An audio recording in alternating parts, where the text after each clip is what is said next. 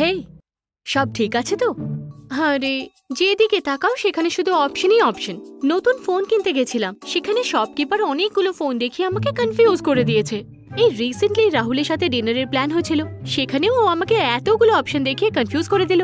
আর এখন যখন ইনভেস্ট করার কথা ভাবছি, এখানেও অনেকগুলো কোম্পানিজ আছে, ব্যাস শুধু কনফিউশন আর কনফিউশন।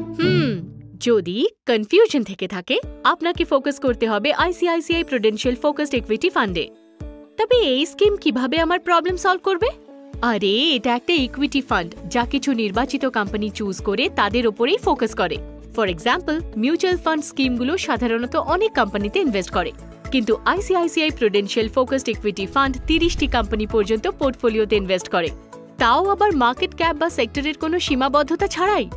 এখন thanks to this focused approach, fund ম্যানেজাররা চিন্তা করে এবং ব্যাপক গবেষণার পরে প্রতিটি কোম্পানি নির্বাচন করেন, যার লাভ আমরা ইনভেস্টররা পাই। কিন্তু সে ওই 30টা কোম্পানি কিভাবে নির্বাচন করে? পরামিতি অনুসরণ করে কোম্পানি নির্বাচন করা হয়। Potential market leader, strong balance sheet, low cost producer, high earning potential, reasonable valuation. তুই তো আমার সমস্যার সমাধান করে দিয়েছিস। সো কনফিউশন থেকে বেরিয়ে আইসিআইসিআই প্রুডেন্সিয়াল ফোকাসড ইকুইটি ফান্ডে ইনভেস্ট করে এগিয়ে যান। আরও কন্টেন্টের জন্য আমাদের চ্যানেল লাইক, শেয়ার এবং সাবস্ক্রাইব করতে ভুলবেন না। মিউচুয়াল ফান্ড বিনিয়োগ বাজারে ঝুঁকি সাপেক্ষে। সমস্ত স্কিম সম্পর্কিত নথি সাবধানে পড়ুন।